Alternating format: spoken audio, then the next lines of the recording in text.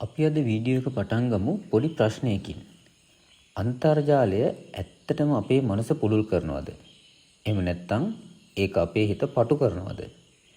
සමහර විට අපි හිතනවා අපිට ඕනි දේ අපි ඉගෙන ගන්නවා. අපිට ඕනි දේ අපි බලනවා කියලා. හැබැයි ඇත්තටම අපි දකින්නේ අපි බලන්න ඕනි දේවල්ද? නැත්නම් ඇල්ගොරිදමයක් මගින් අපිට පෙන්වන දේවල්ද? අපි අද කතා කරන්නේ අපේ සමාජ මාධ්‍ය ගිණුම් පිටුපස තියෙන ඒ භයානක ඇල්ගොරිදම් එක ගැන. ඇල්ගොරිදම් කිව්වහම ගොඩක් අය බය වෙනවා. හැබැයි මේක සරලව කිව්වොත් සූත්‍රයක්. හරියට කෑමක් උයන්න පාවිච්චි කරන ආහාර වට්ටෝරුවක් වගේ. YouTube එකට විනාඩියකට පැය 500ක වගේ වීඩියෝ අප්ලෝඩ් වෙනවා. ඒ කියන්නේ දවසකට අවුරුදු 82ක විතර වීඩියෝ.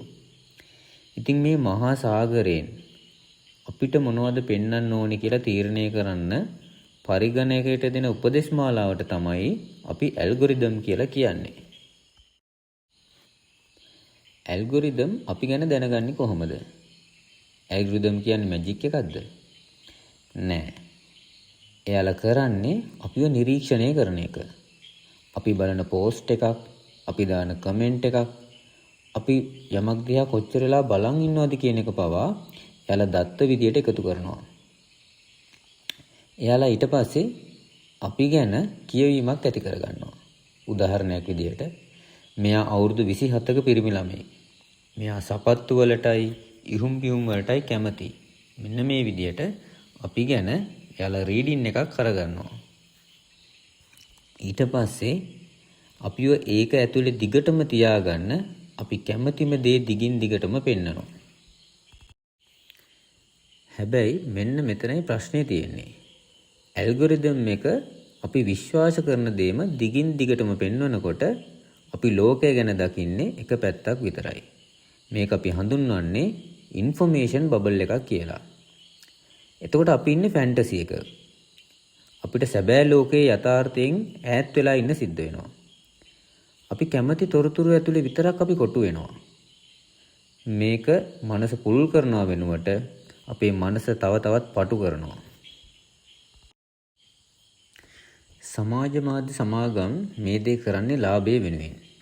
අපි වැඩි වෙලාවක් ඇප් එකේ ඉන්න තරමට උන්ට වැඩියෙන් මුදල් හම්බ වෙනවා. ඒකට උන් පාවිච්චි කරන ආයුධය තමයි ඩොපමීන්.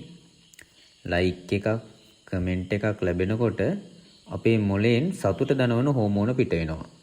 මේක හරියට මත්ද්‍රව්‍ය වලට ඇබ්බැහි වෙනා වගේ වැඩක්. අපි නිකම්ම ස්ක්‍රෝල් කර කර ඉන්නේ ඒ ඇබ්බැහිය නිසා. ඒකෙන් අපිව මානසිකවත් රෝගී කරනවා. මේ තාක්ෂණය අද පාවිච්චි වෙන්නේ බටහිර අධිරාජ්‍යවාදී දේශපාලනය සහ ධනපති දෘෂ්ටිවාදයන් පතුරවන්න. බලවත් පුද්ගලයන්ගේ අදහස් වැඩි පිරිසකට පෙන්වද්දී දුප්පත් හෝ පොදු ජනතාවගේ හඬ යටපත් කරන්න ඇල්ගොරිදම් එක හිතාමතාම වැඩ කරනවා. මේක ඇත්තටම මානව සංස්කෘතියේ සැලසුම් සහගත විනාශයක්. ඉතින් අද අපි මේ දැවැන්ත තාක්ෂණය පාවිච්චි කරන්නේ මිනිස් වර්ගයා විනාශ කරන්නද? දැනුම තාක්ෂණය කියන්නේ අපේ උරුමයක්. හැබැයි අද ඒක තියෙන්නේ ලාභය හොයන ධනවතුන් සුළු පිරිසක් අතේ. මේ විනාශයෙන් ගැලවෙන්න නම් මේ දැනුමේ තාක්ෂණයේ අයිතිය ඒ සුළු පිරිසෙන් මුදාගෙන පොදු ජන පාලනයකට යටත් කරගන්න ඕනි. තාක්ෂණයේ තියෙන්නේ තනි පුද්ගල ලාභය සඳහා නෙවෙයි. මුළු මහත් මනුෂ්‍ය වර්ගයාගේම යහපත විමුක්තිය සඳහා වන මෙවලමක් බවට පත් වුණ දවසට විතරයි අපිට සැබෑ නිදහසක් ලැබෙන්නේ.